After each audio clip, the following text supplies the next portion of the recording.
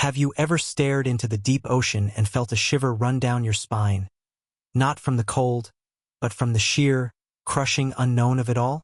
Down there, in the permanent midnight of the abyssal plains, life finds a way in the most hostile places imaginable. For decades, we've been captivated by hydrothermal vents, those magnificent, roaring black smokers that look like alien cathedrals. They build themselves out of minerals, venting superheated, toxic water from the planet's molten heart. Around them cluster pale crabs, blind shrimp, and giant tube worms with blood-red plumes, all thriving on a chemical feast. We called this the edge of life's endurance, the absolute limit of biological possibility. We believed we understood the rules of this dark, pressurized kingdom. But we were wrong. Now, let's leave our time behind and leap forward, millions of years into a future Earth. The planet's tectonic plates are grinding with renewed fury, a slow-motion geological storm that has been building for eons. In the lightless abyss, this has triggered a new era of volcanism, giving birth to undersea mountain ranges wreathed in heat and chemical energy. These new vent fields are nothing like the ones we knew.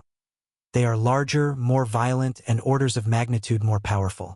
They are geological engines running so hot that they should, by all rights, sterilize the surrounding water for miles. So, why are our long-range sensors picking up something so utterly perplexing coming from these zones? From orbital stations, our first remote probes registered bizarre energy signatures pulsing from these regions, rhythmic and almost biological. The chemical composition of the water was just as baffling. Instead of the familiar cocktail of sulfides and minerals, the readouts showed complex compounds that our models couldn't identify, chemicals that seemed too structured, too organized to be the result of random geological processes. It was as if the vents themselves were performing a strange new kind of alchemy. We had to get a closer look to understand what new force was rewriting the laws of geochemistry in the planet's deepest, darkest corners. Was it a new type of mineral reaction, or was it something else entirely? To solve this impossible riddle, we dispatched a new class of unmanned submersible, our most advanced exploratory vessel yet. We called her the Wanderer. Designed to withstand colossal pressures and extreme temperatures, she is our eyes and ears in a place no human could ever survive. Her mission was simple: descend into the heart of the largest of these new volcanic zones, analyze the source of the strange energies, and report back. The Wanderer is more than a machine. She is an extension of our own curiosity, a steel-shelled messenger sent to knock on a door that has remained sealed for geologic ages. What we hoped to find were answers to a geological puzzle. What we were about to find would challenge our definition of life itself.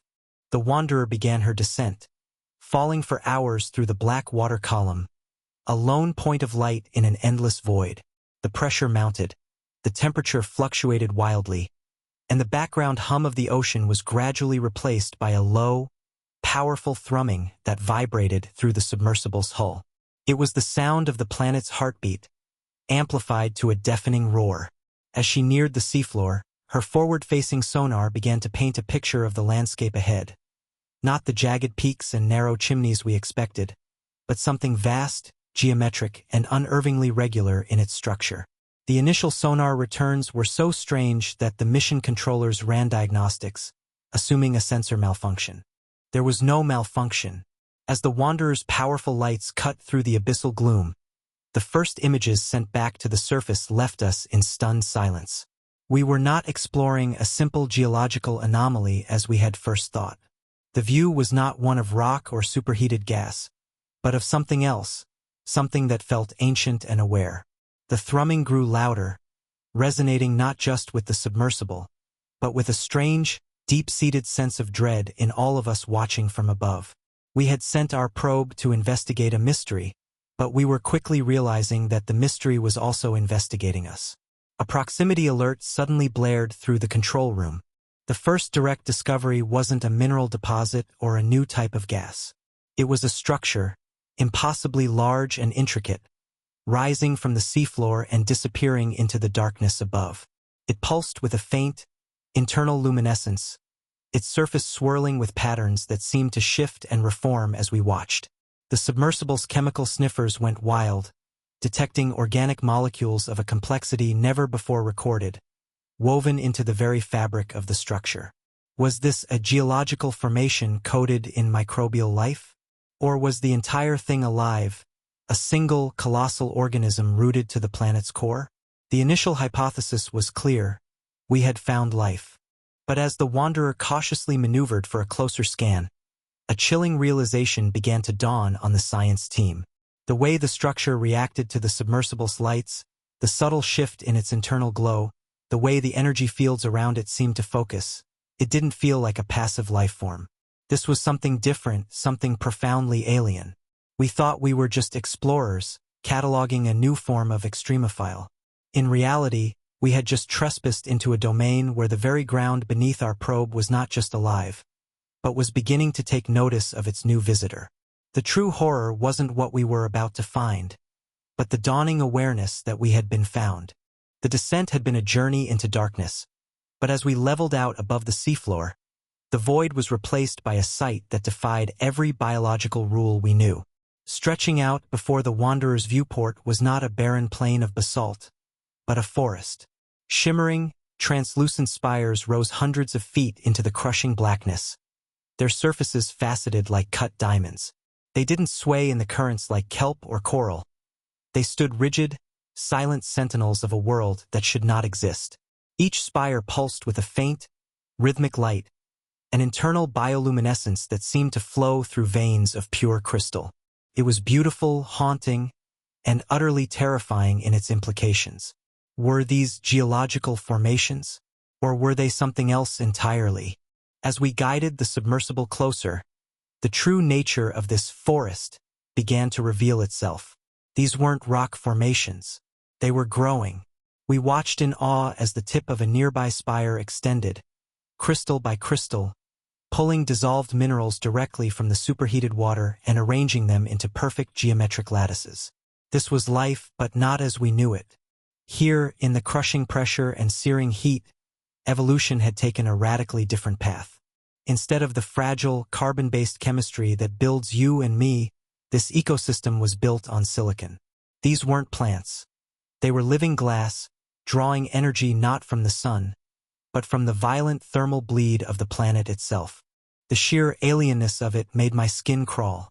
On Earth, silicon is the stuff of rocks, sand, and computer chips, dead, inert matter. But here, it was the building block of a vibrant, thriving biology. The spires seemed to be functioning like giant, crystalline lungs, filtering the toxic, mineral-rich water and extracting nutrients with terrifying efficiency. Our sensors picked up complex electromagnetic signals radiating from the forest, a silent chorus of static that intensified as we moved deeper. Was it communication? A warning? The very air in the control room felt charged, heavy with the realization that we were observing a form of life that might be more durable, more permanent, than anything on the surface. Then the Wanderer drifted too close. We wanted a sample, a single fragment of this impossible biology. But as the manipulator arm extended toward the nearest spire, the forest reacted. The soft, rhythmic pulsing of light suddenly jagged into a harsh, rapid strobe. A high-pitched whine screamed through our audio feeds, spiking the meters into the red. It wasn't just a defensive reflex. It was an attack.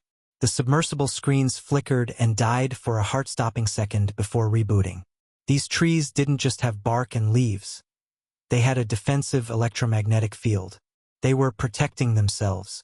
We pulled back, hearts hammering against our ribs.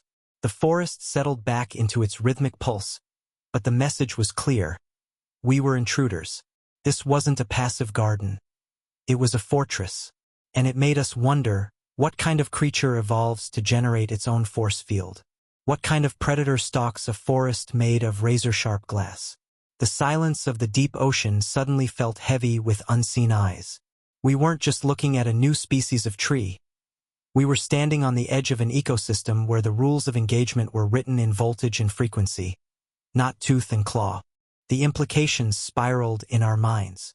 If life could forge itself from silicon here, in this hellish cauldron, where else could it exist? We've spent decades looking for water on other planets, assuming it was the only cradle for life. But what if we've been looking for the wrong thing? This forest proved that life isn't picky. It's relentless. It will build a body out of glass if that's what the environment demands. It will drink poison and breathe fire. And it will defend its territory with weapons we are only just beginning to understand. The universe, it seemed, was far more creative and far more dangerous than we had ever dared to imagine. As we navigated the Wanderer through a wider gap in the spires, the scale of the forest became apparent. It stretched on for miles, a sprawling metropolis of living crystal illuminated by its own internal ghost light. Shadows danced between the trunks, hinting at movement that was too fast, too fluid to be just shifting currents. Something was living in there, moving through the razor-sharp maze with an ease that suggested it was made of the same tough stuff as the trees. We were no longer just geologists or biologists. We were trespassers in a crystal kingdom, and the king was surely watching. We had come looking for simple microbes, for the primitive sludge of a new vent field. Instead, we found a cathedral of glass that hummed with electric life. The silicon forest was real, a testament to the impossible adaptability of nature. But as we prepared to push deeper, to find what lurked in the shadows of those glowing spires, a single question hung in the cold air of the control room. If the trees can fry our electronics with a thought, what can the things that eat the trees do? We were about to find out, and I wasn't sure we were ready for the answer. Moving past the crystal sentinels, the Wanderer's floodlights caught the glint of something metallic moving in the gloom. At first, it looked like a trick of the light. A flash of chrome here, a shimmer of silver there. But as we focused the cameras, the shapes resolved into something both recognizable and deeply wrong. They were crabs, but not like any crustacean that had ever scuttled across the ocean floor. We called them the weavers. Imagine a Japanese spider crab, already a nightmare of spindly limbs, but evolved to thrive in a world of high voltage and razor-sharp glass. Their carapaces weren't calcium carbonate. They were plated with conductive metals harvested from the water, giving them a sleek, armored appearance that looked almost industrial. These weren't solitary scavengers picking through the silt. They were engineers. We watched, mesmerized, as a group of weavers worked in perfect, silent coordination around a cluster of silicon spires. Using specialized, elongated limbs that ended in delicate spinnerets rather than claws, they were drawing out fine, shimmering threads. This wasn't silk. It was wire. They were physically spinning metallic cables, stringing them from spire to spire with the precision of a master electrician. The web they were building wasn't for catching flies. It was a grid, a vast, intricate circuit board spread across the ocean floor, connecting the living batteries of the silicon trees. The scale of their construction was staggering. The web stretched as far as our sensors could see, a shimmering canopy of conductive filament that buzzed with low-level energy. It was a scene of impossible industry, thousands of these metallic crabs scuttling along their own power lines, maintaining the grid, repairing breaks, and expanding the network. But why? What purpose did this electric tapestry serve? We watched as the spires pulsed in unison, sending waves of current down the weaver's threads. The entire ecosystem was plugged in a single throbbing machine, and the weavers were the technicians, the gatekeepers of the flow. Then we saw the trap sprung. A small, eel-like creature, perhaps a remnant of the old ocean, drifted too close to the web. It didn't even have to touch the wires. As it swam through a gap between two energized strands, the water around it suddenly violently boiled. A visible arc of blue electricity snapped from the web, striking the creature with surgical precision. It was paralyzed instantly, its muscles locked in a rigid spasm. The weavers didn't rush in. They moved with terrifying calm. One descended from its perch, its metallic legs tapping against the wire, and began to wrap the stunned prey in fresh conductive thread. It wasn't just eating, it was grounding the circuit. The horror of the scene lay in its efficiency. This wasn't the chaotic frenzy of a feeding shark. It was a calculated execution. The weavers had turned their entire environment into a weapon. They didn't need to hunt. They just needed to maintain the grid and wait for something to make a mistake. And the weavers themselves? They seemed immune to the lethal currents they tended. We theorized that their metallic shells acted as Faraday cages, allowing them to walk unharmed through a storm of electricity that would cook any other organism from the inside out. They were the masters of this spark gap domain. As the wanderer drifted alongside the web, we noticed something else, a hierarchy. The smaller weavers tended the outer edges, spinning the finer threads. But deeper in the forest, near the thickest cables, lurked the elders. These were massive, tank-like creatures, their shells scarred and pitted, glowing with a dull red heat. They didn't spin, they consumed. We watched one of these behemoths latch onto a main power line and simply feed. It wasn't eating meat. It was draining pure energy directly from the grid. They had bypassed the need for digestion entirely, evolving into biological capacitors. This discovery chilled us to the bone. Life that eats electricity? It changes everything. It means that biology isn't limited to chemical energy. Give it a source and it will find a way to plug in. But it also raised a terrifying question. If the weavers were building and maintaining this grid to feed themselves, where was the power coming from? The silicon trees were collecting it, yes, but the sheer wattage flowing through these cables suggested a central source, a generator far more powerful than a few geothermal vents. The web was leading somewhere. All the lines converged into the deep darkness ahead. We followed the thickest cables, the high-voltage arteries of this alien city. The weavers became denser here, their behavior more aggressive, forming a protective phalanx around the path. They sensed our presence, their metallic limbs clicking a warning code against the wires. We were moving from the suburbs into the citadel. Whatever lay at the end of this electric road was something the weavers were willing to die for, or perhaps something they were afraid of. The hum of the current grew so loud it vibrated our teeth. We were approaching the heart of the machine. The electric highway of the weavers led us deeper into the volcanic zone, where the water itself seemed to vibrate with a low-frequency hum. We were tracking the flow of energy to its source, expecting to find a massive geological vent, perhaps a supersized black smoker roaring with the planet's fury. But as the wanderer's sonar painted the topography of the darkness ahead, the image that returned didn't make sense. It wasn't a jagged chimney or a gaping fissure. It was a mound, a colossal, smooth-sided dome the size of a stadium, rising from the seafloor like a slumbering giant. And it was pulsing. As we drew closer, the visual feed confirmed the impossible. The ground here wasn't basalt or sulfide rock. It was textured, fleshy, and crisscrossed with thick, vein-like ridges that glowed with a deep, rhythmic crimson light. We weren't looking at a volcano. We were looking at an organ. This was the geobiont, a biological anomaly so massive it blurred the line between geography and life. It had grown over the main vent aperture, sealing it completely. Instead of venting gas into the ocean, it was absorbing the entire chemical and thermal output of the Earth's crust, drinking the magma's heat directly to fuel its impossible bulk. The realization hit us with the force of a physical blow. The entire ecosystem we had witnessed, the silicon forest, the electric crabs, the web, it wasn't just a random collection of species. It was a body. The weavers were the white blood cells maintaining the system, the silicon trees were the lungs, and this was the heart. The geobiont was a symbiotic megaorganism acting as a central power station, converting raw geothermal fury into the bioelectricity that powered the grid. We were driving a metal can over the skin of a creature the size of a city. Suddenly, a massive tremor shook the water around us. The geobiont was exhaling. A series of muscular sphincters along its flanks dilated, releasing plumes of filtered, sterile water that shimmered with heat. The force of the expulsion rocked the wanderer, sending proximity alarms screaming. Through the swirling turbidity, we saw the surface of the mound ripple and shudder. It was alive in a way that rock never could be.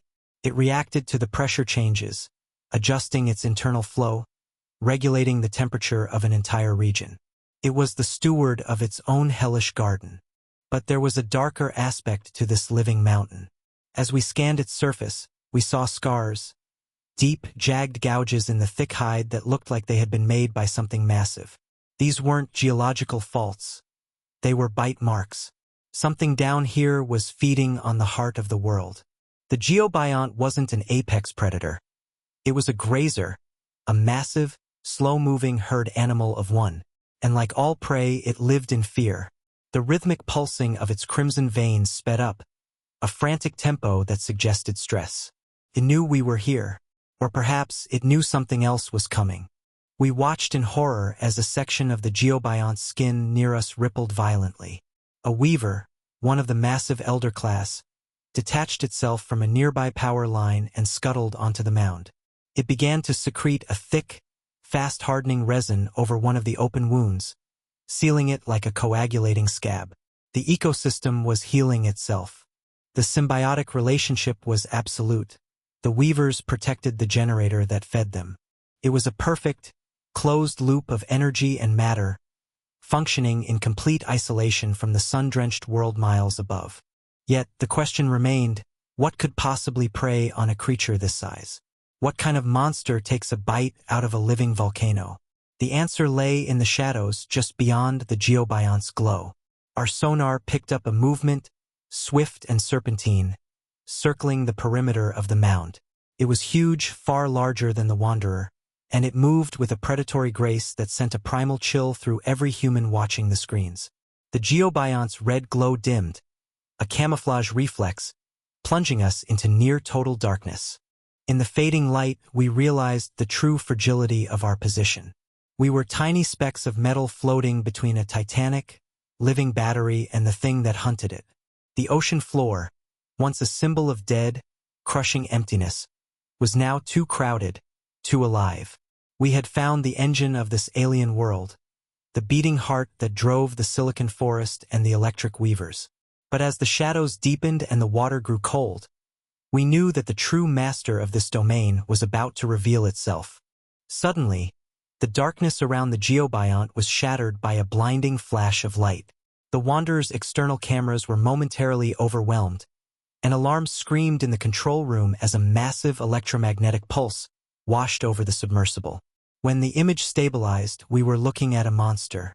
Emerging from the obsidian shadows was the Volt Serpent, an organism so massive, so terrifyingly adapted, that it made the rest of this alien ecosystem look like a mere appetizer. It wasn't a snake, but a gargantuan, eel-like predator, easily 100 feet long, its body rippling with muscle and covered in rows of bioluminescent nodes that pulsed with stored power. This creature didn't just hunt with teeth. It hunted with voltage. We watched, breathless, as it coiled its massive body near the weaver's web. It wasn't attacking the crabs directly.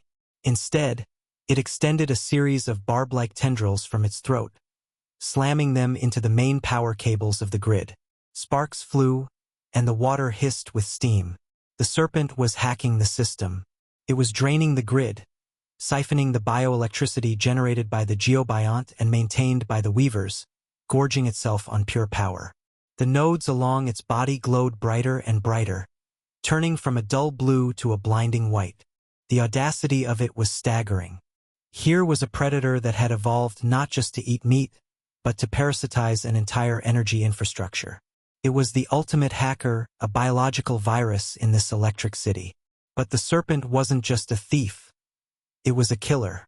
Having charged its internal batteries, it turned its attention to a group of large, squid-like grazers drifting near the silicon spires. It didn't lunge. It didn't bite. It simply opened its jaws and unleashed a focused, directional bolt of lightning.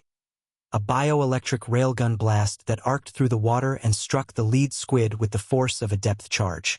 The impact was immediate and devastating. The squid was instantly stunned, its nervous system fried in a microsecond. It drifted limp and lifeless, a perfectly preserved meal. The Volt Serpent glided forward to claim its prize, moving with a terrifying, silent grace. This was hunting evolved to its absolute zenith, clean, efficient, and utterly overpowering. There was no struggle, no blood in the water, just the crackle of discharged energy and the silence of the void. It was a display of dominance that made the great white shark look like a clumsy amateur. As we watched the serpent swallow its prey whole, a horrifying thought began to dawn on us. The electromagnetic pulse that had blinded our cameras earlier, that wasn't an attack on the squid. It was a scan, The creature wasn't just sensing the electrical fields of its prey. It was sensing us. The Wanderer, with its humming thrusters and active sonar, was the loudest thing in the ocean to a predator that sees in voltage. We weren't just observers anymore. We were a new, noisy anomaly in its territory. The serpent finished its meal and turned. Its head, a nightmare of sensory pits and glowing eyes, swiveled directly toward our position. The nodes along its flanks began to pulse again, a rhythmic, strobing pattern that felt hypnotic and threatening. The interference on our screens spiked. Static clawed at the edges of the video feed. It was testing our defenses, probing our electrical signature. The control room went deathly quiet. We were miles deep, inside a metal bubble, staring down a creature that could likely short-circuit our life support with a sneeze. Then it struck. Not with a bite, but with a pulse. A wave of energy hit the Wanderer, sending the lights flickering and the instrument panels into a frenzy. The darkness closed in for a terrifying second, the only light coming from the monster outside. It was a warning shot, a casual flex of power to show us who really owned this dark kingdom. We were intruders, barely tolerated, and we had just been given our eviction notice. The message was clear: leave or become part of the circuit. As the emergency lights kicked in and we scrambled to retreat, the Volt Serpent didn't pursue. It simply watched us go, a glowing leviathan fading back into the gloom, coiling itself around the Geobion's warm, beating heart. We had come looking for a new world, and we had found one. But it was a world that didn't need us, didn't want us, and was more than capable of destroying us. The age of human dominance ended at the water's edge. Down here, the gods were made of flesh and lightning. The encounter with the Volt Serpent had left us shaken, our nerves frayed by the realization of just how hostile this new world was. But as we piloted the Wanderer away from the living volcano, retreating into the safety of the upper water column, we began to piece together the bigger picture. We had witnessed a food chain unlike anything in the history of biology. A silicon forest capturing geothermal energy, metallic crabs maintaining the power grid, a colossal living battery feeding the system, and a predator that hunted with lightning. This wasn't just a freak occurrence. It was a blueprint. Back in the control room, as the adrenaline faded, we turned our attention to the data. The Wanderer had been constantly mapping, sniffing, and listening throughout the dive. Now, we fed that information into our global simulation models. We asked the computers a simple, terrifying question. If this ecosystem exists here, where the conditions are right, where else could it be? The holographic display of the Earth flickered to life, stripping away the oceans to reveal the naked, scarred crust of the planet. We watched as the software identified zones with similar geological profiles, regions of intense new volcanism, high mineral content, and deep water isolation. One by one, lights began to wink on across the globe. They weren't just isolated dots. They were clusters, chains of volcanic arcs in the Pacific, spreading ridges in the Atlantic, and deep trenches in the Indian Ocean, all lit up with the probability of similar ecosystems. We weren't looking at a single, isolated anomaly. We were looking at a pandemic of new life. The new biodiverse communities weren't just local curiosities. They were a global phenomenon, a subterranean biosphere that had been growing in the dark, completely unnoticed by us, for who knows how long. The narrator's voice drops a register here, becoming more intimate, more philosophical. We used to think of the Earth as a finished project, a stable stage where human history played out. But the planet is a restless sleeper. Deep beneath our feet, in the crushing dark, it has been dreaming up new nightmares and new wonders. The realization that we are not the final word in evolution is humbling. These electrosynthetic communities represent a completely different evolutionary path, one that bypasses the sun entirely. They are the children of the planet's inner fire, not the star above. As the camera pulls back from the holographic map, we see the lights connecting, forming a web that spans the entire globe. It looks suspiciously like a neural network. The thought hangs in the air, unspoken but heavy. Is this connection purely geological, or is it something more? The weavers built a physical web to connect their forest. Could these separate volcanic zones be connected in ways we can't yet see? Are they sharing chemical signals, genetic material, or even information? The idea of a planetary-scale consciousness waking up in the deep is the ultimate mystery. The video ends not with a definitive answer, but with a question that lingers long after the screen goes dark. We see one last shot of the geobiont, its red veins pulsing in the darkness, a silent, rhythmic heartbeat. Is it just a biological machine, or is it a sensory organ for the Earth itself? We have explored the Moon and mapped Mars, but we have barely scratched the skin of our own world. And now, it seems the world is starting to scratch back. The abyss is no longer silent, the narrator concludes. It is humming with a new song, a song of silicon and electricity, of monsters and miracles. We are no longer the only masters of this rock. A new neighbor has moved in downstairs, and it has very different rules. The only question now is, are we ready to meet them? Or will we be just another flicker in the dark, waiting to be consumed by the waking world? The screen fades to black, leaving the viewer with the sound of that deep, resonant thrum, the heartbeat of the geobiont, fading slowly into silence. It's a reminder that the most alien worlds aren't light years away. They are right here, beneath the waves, waiting for the pressure to drop and the lights to go out. The ocean is deep and we are very, very small.